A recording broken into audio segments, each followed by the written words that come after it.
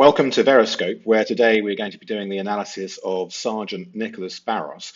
If you've been following the Commonwealth versus the Karen Reid trial, this is the most important testimony, in my opinion, in the entire trial.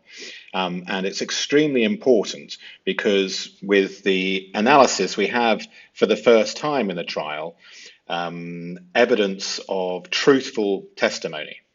And if we compare it to Officer Devers' testimony and the analysis, entirely different patterns are identified. So if you're learning forensic linguistics in order to be able to tell whether or not somebody is being deceptive to you, this is a wonderful example of truthful analysis versus our normal deceptive analysis, which we find. So let's carry on with the actual trial itself, and we can listen to Sergeant Barros, who is the only police officer who entered number 34 Fairview, who was not part of either Boston or Canton Police. He's the only police officer who is truly independent, and he is the only police officer who spent time with Karen Reid's Lexus SUV before it was towed away, and his testimony is absolutely case-breaking, case-shattering to the entire trial.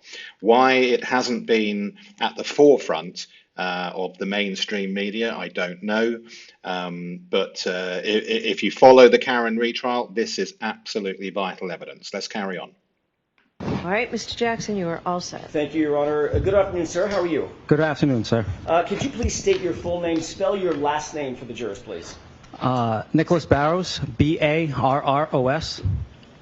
And where do you currently work? The town of Dighton, Dighton Police Department. How long have you worked for the Dighton Police Department, sir? Since 2011. And what's your position there currently? Currently, I am a sergeant. What's your duty assignment as a sergeant? What do you do? I supervise the 4 to midnight shift. We'll get to that in a little bit more detail in just a second. A couple of more foundational questions. How long have you been a police officer altogether? Since 2011, so going 14 years. And what education and training and background do you have that qualifies you to do your duties as a sergeant, a supervisor at the Dighton Police Department? I completed the police academy. I hold a bachelor's degree in criminal justice. I've been to many trainings as a police officer and as a supervisor. When did you get your bachelor's degree? 2012. Is the Dighton Police Department an autonomous police department for the city? In other words, is it a branch of, say, for instance, Massachusetts State Police, or is it an autonomous department? It's on its own. Okay. It's not in any way connected to the Canton Police Department, I presume? Correct. Is it in any way connected to the Massachusetts State Police Department? It is not. As a supervisor, are part of your duties to oversee subordinate officers in their daily fare, whatever that may be? Yes. Does that include anything having to do with crime scene investigation? To an extent. Witness interviews? No, that would be the detective bureau. What about working and coordinating with detectives? To an extent. Collection of evidence or working with detectives as they collect evidence? They would collect evidence. Maintaining crime scene protocols, things of that nature? Correct. All right. As a sergeant with the Dighton Police Department, are you a trained observer? I am.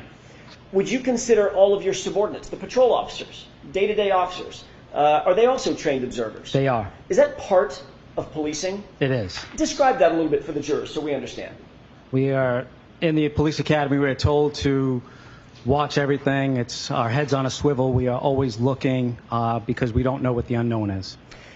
When you say you don't know, is it true that you don't necessarily know what might become relevant later that may be needed in court? Correct. I want to draw your attention to January of 2022, a few years ago. January 29th, 2022, did you have any, you personally, officer, did you have any personal relationship with the Canton Police Department? I did not. Did you have any personal relationship with a trooper from the Massachusetts State Police named Michael Proctor? I did not. Do you have any relationship with a person by the name of Brian Higgins, an ATF agent? I did not. Do you have any relationship with a Boston police officer known as Brian Albert? I do not. Did you know any of the witnesses or individuals involved in an ongoing investigation related to the death of Boston police officer John O'Keefe? I did not. On January 29th, 2022, did you receive some sort of a call to respond to a particular location? I don't want the address of the location. We'll get to that in a second. Did you receive some sort of a call in the afternoon? I did. Describe that for the jurors, please. Around 2:30 in the afternoon, I received a call from the troopers assigned to the Norfolk District County DA's office in regards to a vehicle that was at a residence in the town of Dighton. What were you asked to do? Why did you get that call? The troopers said that they were coming into my jurisdiction, and as a courtesy, they wanted me to respond with them. Is that sort of normal protocol? If you go into somebody else's jurisdiction, you let them know? Yes. So that was not necessarily unusual? No. About what time did you receive that first call? The first call was around 2:30 in the afternoon. Was there are logs kept of those kinds of things? If you get a call, you respond to the location? Yes. At some point after you received that first call, did you receive any other call specifying a time of arrival for the MSP troopers, anything like that? I did. Describe that for us. I got a second call around 3 p.m. From Trooper Michael Proctor stating that he was about 10 minutes away from the address in Dighton. At the point that you spoke with Michael Proctor, had you ever spoken to him in your professional or personal capacity ever before? Never. Did you know the name? Did you know who he was? I did not. Complete stranger? Complete stranger. What time did you actually arrive at the residence? I arrived at the residence, I believe it was 3:27 p.m. Sergeant Barros, I don't want the address, cameras are rolling. Did you respond specifically to a residence in the city of Dighton? Yes. Did you at that time know who lived at that residence, who resided there? I did. How did you know that? Early in the shift, when I came on at 8 a.m., the midnight shift, the outgoing shift, had told me that a resident of Dighton at that address had called looking for a ride to Brockton Hospital. Who did you know at that time, or who did you believe at that time to live at the address that you are now responding to? William Reed. That was Reed, R-E-A-D? Correct. Okay. Did you know anything about his daughter at that time, or did you just know the name William Reed? I just knew William Reed, the name. At the time that Michael Proctor called you, did he say anything about what his intentions were once he arrived at the location? Yes, his intention was to retrieve a vehicle that he said was involved in a homicide. Did he? Okay, so let's look at the transcript and begin the analysis.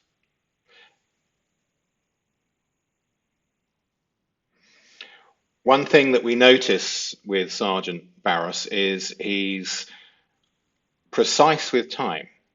There's no vagueness, no hedging, and he refers to documented logs. Overall, when we look at the difference between the testimonies that we've seen so far in the trial and the linguistics of Sergeant Barros, for those who have been watching the previous videos, you should already begin to see that there's very little pattern. There's very little deceptive pattern. And this is how truthful testimony presents time. If you're new to analysis, with Veroscope and forensic linguistics in particular, we use a map key. Each analyst tends to have their own favorite way of doing things, although we do follow a process. And if you have time to study the map key, by pausing the video, do so. So it starts off, the judge, all right, Mr. Jackson, you're all set. Thank you, Your Honor. I won't go through this line by line. What we're doing is establishing baseline, the baseline linguistics for Sergeant Barros. One thing that we notice is that he's specific in his answers and he doesn't hedge. However, here we have the first marker which we note. When we see this pattern, we put in a flag. when we do forensic linguistics, we don't look for individual flags, we look for clusters and superclusters, which might indicate that the statement is deceptive. So here we have the first one, and the I pattern normally leads us into some sort of deceptive statement. However, in this case, we're seeing Sgt Barros attempt to be accurate. So he begins, abandons the thought, begins again, abandons the thought, and then eventually answers the question succinctly. I supervise the 4 to midnight shift. So what's gone on in the brain is obviously the different roles that he has and him attempting to settle on what is the correct role that he's being asked. So we put in the flag, but it doesn't appear to be a deceptive marker, in my opinion. So we carry on. Here we have how long he's been a serving police officer, and that he has completed the police academy. He holds a bachelor's degree in criminal justice. Isn't that interesting? One of the only honest officers that we see during the entire trial. So we notice a slight stutter. Veroscope concludes that it's not deception 2, but rather careful precision about his role. So we notice the short, truthful way that he answers questions. He doesn't need the hedging language and the large explanations and the reasons why that we see in mainly deceptive statements. So in effect, we're establishing a truthful baseline that he answers succinctly. So this establishes Barros as a trained observer, critical for his tail-light testimony. His description, heads on a swivel, always looking, shows active observation training. This foundation explains why his later observations about the tail-light damage are so precise and reliable. There is no hedging, there is no qualification. We have direct answers throughout.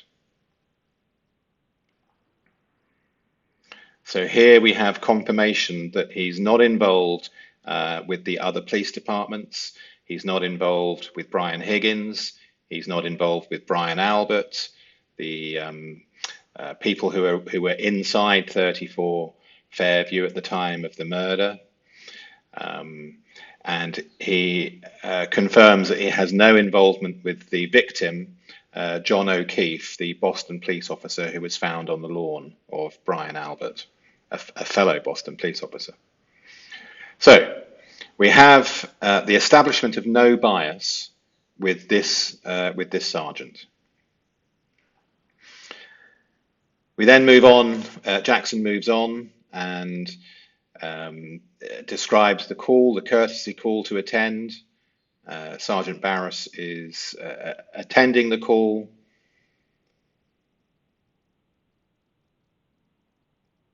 We have slight temporal lacuna here, where he uses the phrase around, but again, nothing out of the ordinary. And we have a further temporal lacuna with the word about. We take notice of times where times are missing, so we put in a flag. Here is a very interesting word, never. Normally in forensic linguistics, if we ever see this word, high chance that whatever follows is going to be deceptive in some shape or form. However, there are instances where the use of the word never is accurate and justified and therefore unlikely to be deceptive. And here we have an example. So Jackson asks, at the point that you spoke with Michael Proctor, had you ever spoken to him in your professional or personal capacity ever before? And when we have the word ever inside the question, Never is okay. But normally we put in a huge red flag wherever we see this answer, and this word in particular. It's a highly deceptive word. So, establishing baseline, analysis, perfect timeline, and legitimate never. Every timestamp is specific. There's no or very little temporal lacuna. The times are logged, documented, and retrieved from memory without hesitation. The never deception marker. Jackson used ever twice in his question. Had you ever spoken to him ever before? Never is the linguistically appropriate opposite of ever. This is not avoiding I did not. This is answering the actual question. So let's continue on with the actual trial transcript, video rather. Specifically say to you at 3 o'clock-ish in the afternoon, he intended to seize the vehicle. I believe the first phone call, that was his intention. Meaning all the way back to 2:30. 2:30 is when he first called me and said that they were coming to Dighton to retrieve a vehicle that that occurred in a homicide in Canton. And you understood that to mean what? Retrieve a vehicle? Seize. Thank you. What was your role once you arrived at the scene at the Reed household? My role was Trooper Michael Proctor asked me to facilitate a tow to tow that vehicle. Was that a private tow company? Yes. And when you say facilitate a tow, what does that mean? He asked who we used for towing vehicles, and during that period of time, it was Diamond Towing. Did Diamond Towing ultimately show up, a representative of that They did. tow company, with a tow truck? Correct. A flatbed? Yes.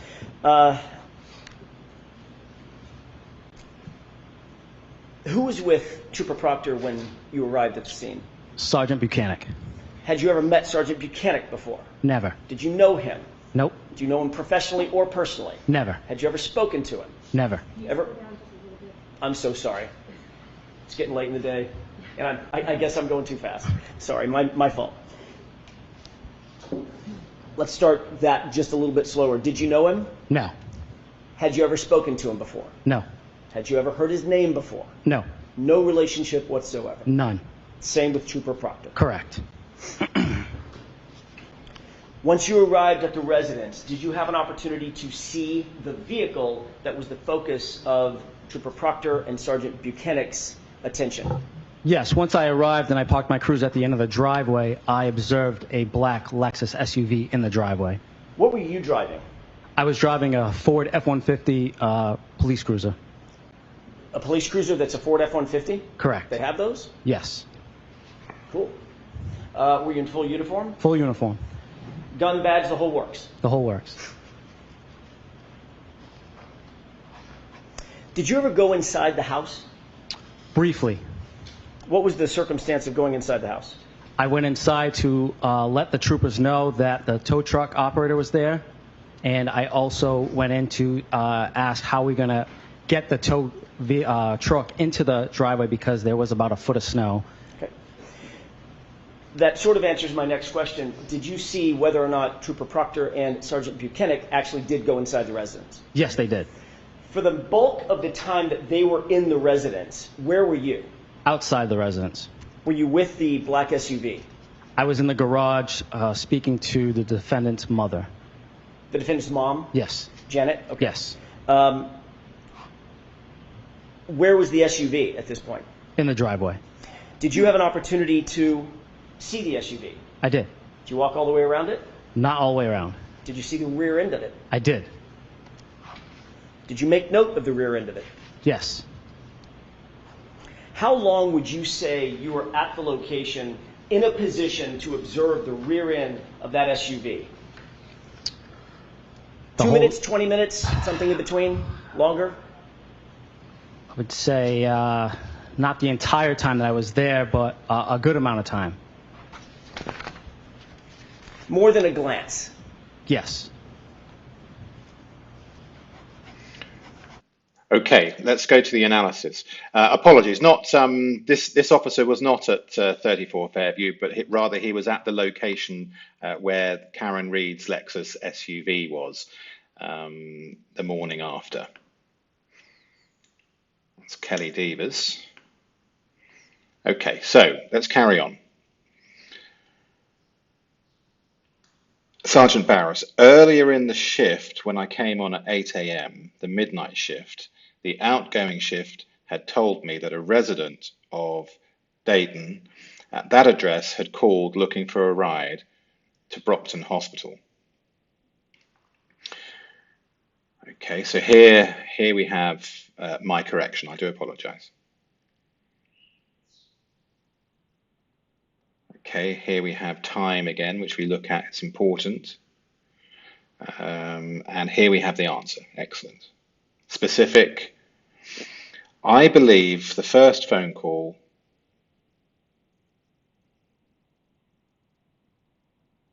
okay, that's fine.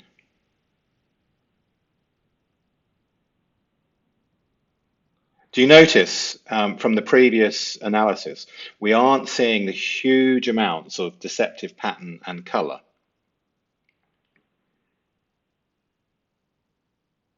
Sometimes with a truthful statement, it can be a bit boring. There isn't an awful lot to analyze.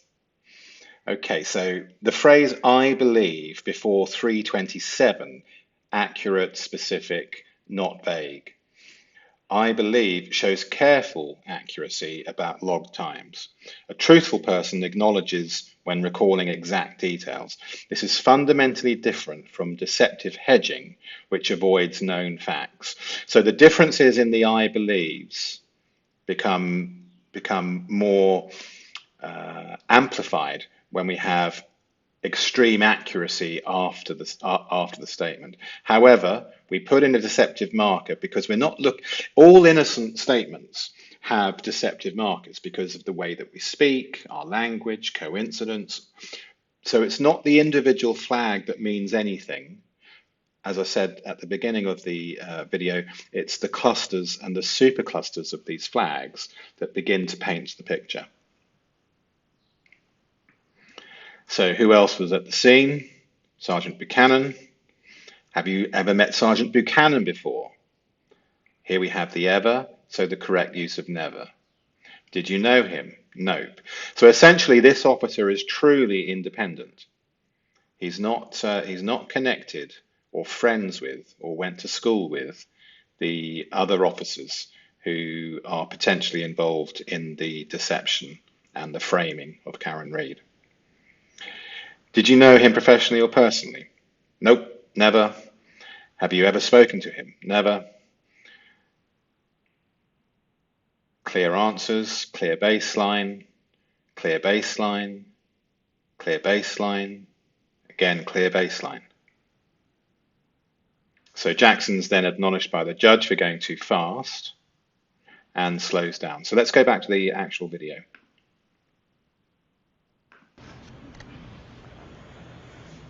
This is the afternoon of January 29th, 2022, correct? Correct. Before the vehicle had been seized formally by Trooper Proctor and Sergeant Buchanan, correct? Correct. Did you observe anything of note about the rear end of that black SUV? Yes, I noted in a report that there was damage to the taillight. Can you describe for the juror, by the way, which taillight are we talking about? The right rear taillight. Can you describe for the jurors what you noted in terms of the damage to the right rear taillight? I noted that the report said that there was right rear damage to that taillight. When you say damage, have you ever described that damage previously? I have.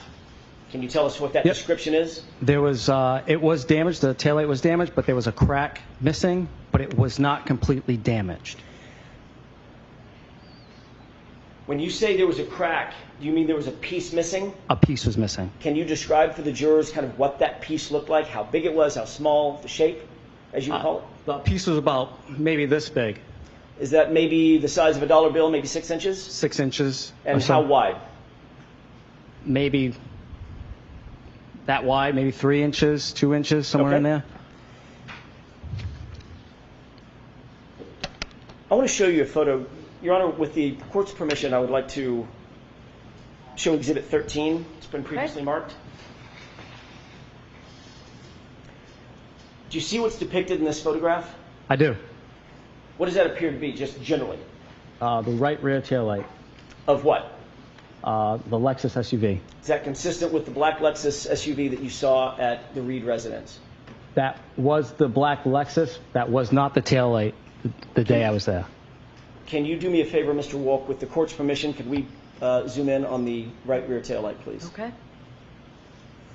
Do you see the condition of that tail light as it's depicted in this photo? I do. Sgt. Barros, is this the condition of the right rear tail light when you showed up at the Reed household at around 3:15 in the afternoon on January 29th, 2022? Absolutely not. Okay, this is vital evidence. So we have a police officer who was in attendance at the time categorically stating that this is not the condition of the vehicle. And we also have Officer Deva confirming that she saw Higgins inside the Sallyport for a wildly long time. Higgins was inside the murder house. Unbelievable evidence. What's different about this photo, sir? That tail light is completely smashed out.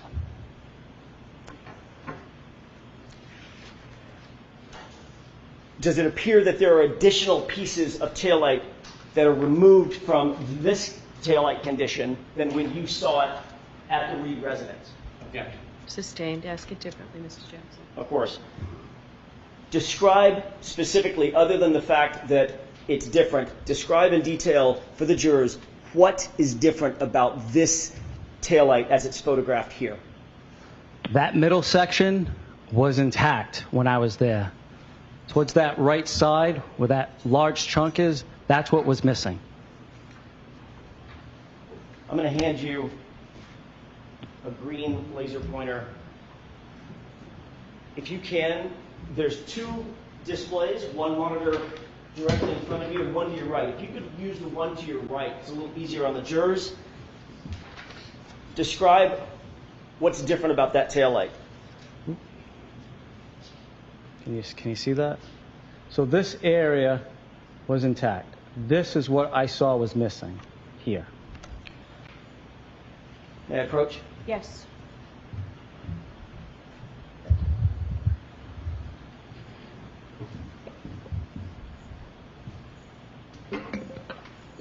If the entire taillight had been broken out as it's depicted in this photograph, would you have made note of that? Sustained. Do you believe you would remember if the taillight, well, let me ask it a different way.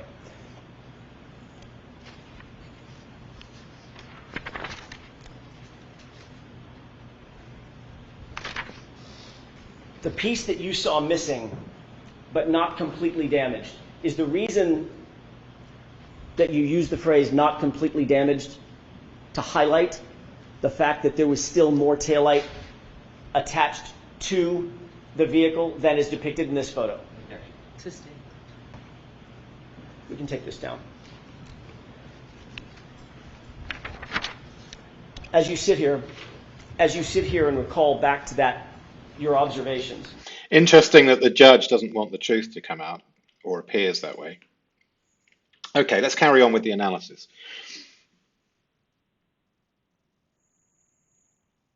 Here he confirms his attendance, all baseline. He was in full uniform. Did you ever go inside the Reed residence? Briefly. Okay, we have a temporal lacuna, so we mark it. What was the circumstances of going inside?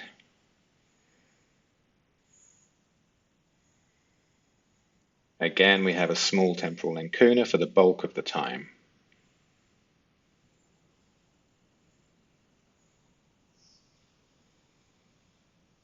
Speaking to Reed's mother.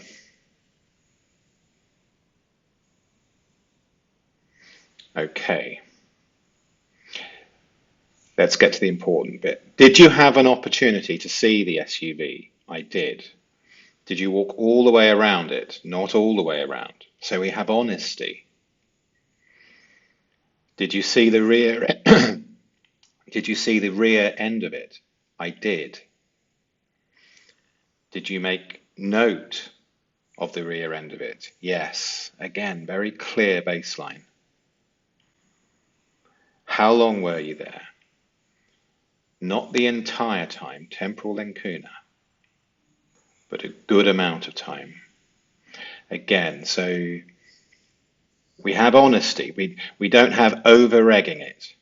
We have honesty. More than a glance, yes. This date, correct. Okay, Barros establishes clear presence and opportunity to observe. Strong pronoun usage.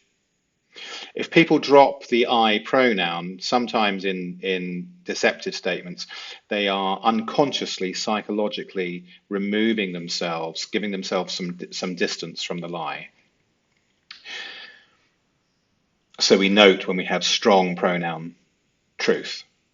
Pronouns never lie, by the way. Take huge note of them.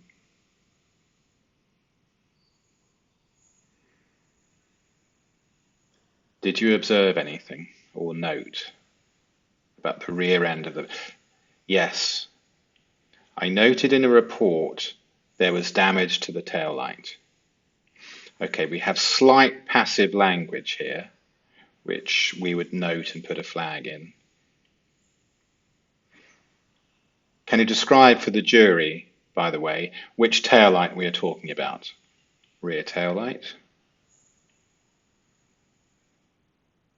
Okay, we have again slight passive language because he's referring back in memory to the report.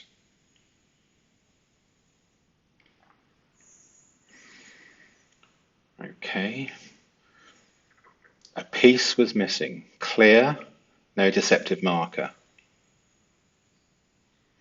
This is vital evidence.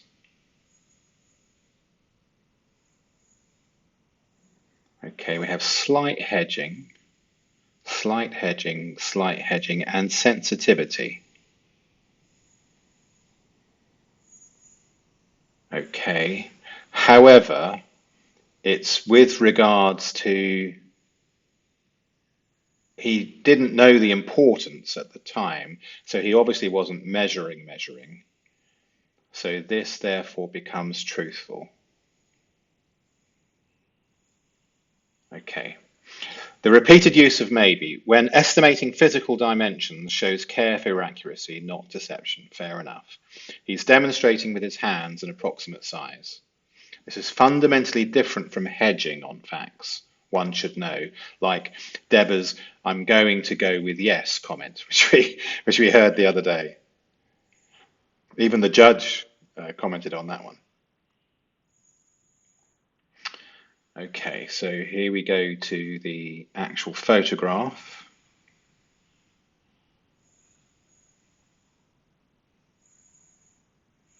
Okay, no deceptive markers. Baseline truth. There'll be some errors in the transcript, so do forgive those, perhaps where the confusion between the speaker is, but it's generally accurate. Here we have the word absolutely, which is we always take note of, but here we have strong, truthful statement. Let's look at this in a bit more detail. Sergeant, is this the condition of the right rear tail light when you showed up at the Reed household at around 3:15 in the afternoon? Absolutely not. Someone has tampered with it. Someone has changed the condition. And according to Deborah's evidence, the people who were in the Sally Port for a wildly long time that she saw clearly on the CCTV, and the person who was inside 34 Fairview was Higgins. I believe the chief of police was with him at the time, inside the sally port. What's different about this photo? The tail light is completely smashed out. Okay, so the prosecutor is going to start objecting. The judge reasonably asks it to be asked differently. Okay. If the entire tail light had been broken out, as it's depicted in this photograph, would you have made a note of that? Perfectly reasonable question. The judge doesn't like it.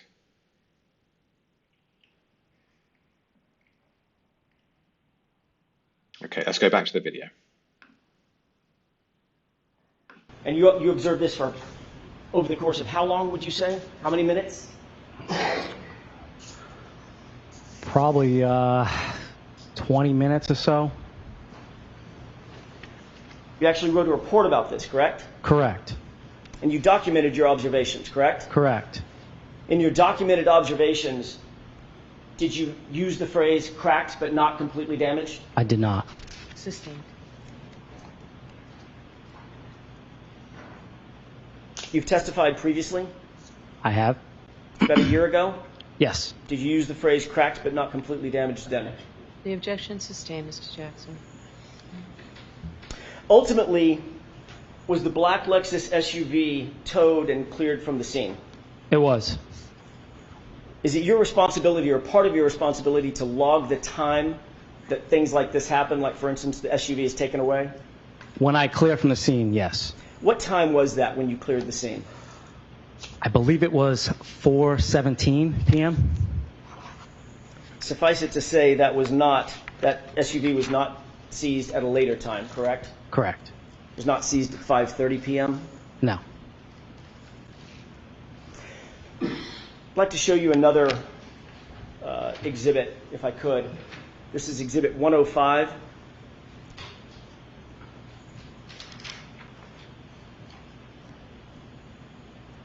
Do you recognize this scene generally? I do. Do you recognize it as being, what do you recognize as being? This is the Reed residence. Do you see some vehicles in that still shot of the video? I do. Describe what you see. That tow truck is Diamond Towing, and that other vehicle that's at the rear of that tow truck is the Lexus SUV.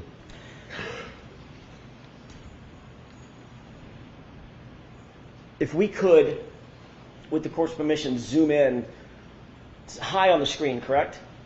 What's that? The vehicles are high on the screen as we're Correct. looking at it. Could we zoom in to the top left portion of the screen? Okay. Can we play this video? Yes. Thank you, Your Honor.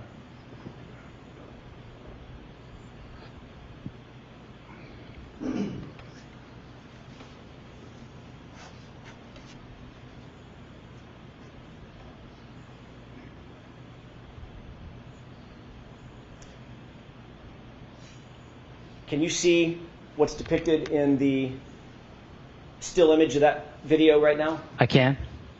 I'm going to ask you if you'll turn to your right, concentrate on this area. This area here. Do you see what's depicted in that still image? I do. Does that appear to be a taillight? Yes.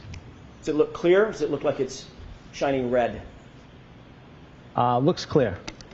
The portion that is intact, does that appear to be brighter red? Correct. And the photograph that I just showed you a second ago, is that red portion there? Can you rephrase that? Sure. Let's go back.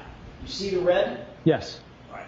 Is that the condition of the taillight as you saw it on January 29th around 3:15 to 3:30 when you got to the location? It was. Let's go back to the other exhibit, please. Exhibit 13. Can we zoom in, please? Can you see that this entire area is now missing? I can. Sustained. Just ask it differently. Mr. Sure. Jackson. The area that I'm circling here, do you see any red lens in that area? No. Is that consistent, this photograph consistent with the condition of the taillight as you saw it on January 29th, 2022, at just after 3 o'clock in the afternoon? Absolutely not. Thank you. Okay.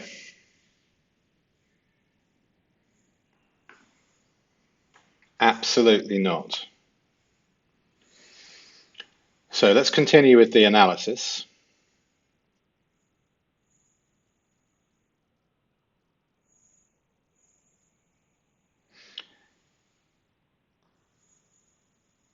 Did you use the phrase cracked but not completely damaged? Objection.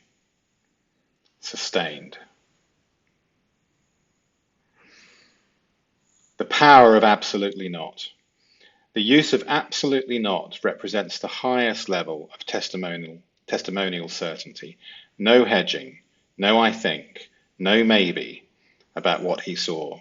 He observed for about 20 minutes, wrote a report, and he uses the laser pointer to demonstrate precisely what was different.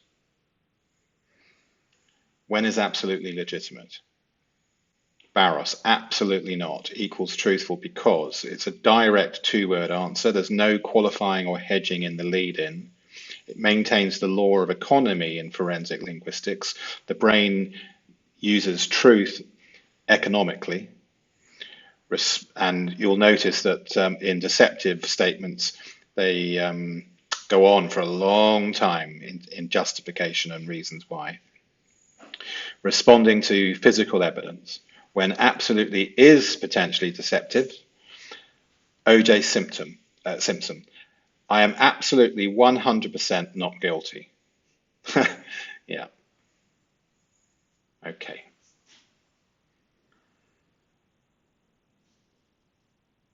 Correct use because of the accuracy.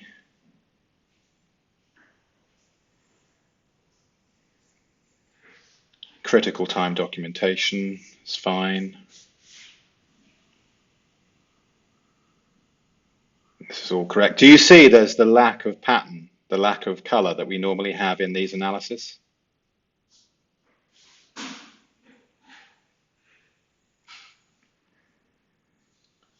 Okay.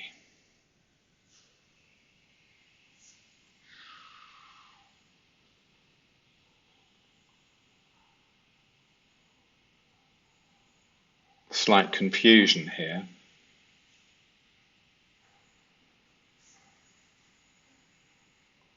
This is interesting. Can you rephrase that? Do you remember with Deborah, she used these types of phrases to break up the testimony and to give her time to pause and think. Here it's being used legitimately. There is confusion, and he's asked for clarification.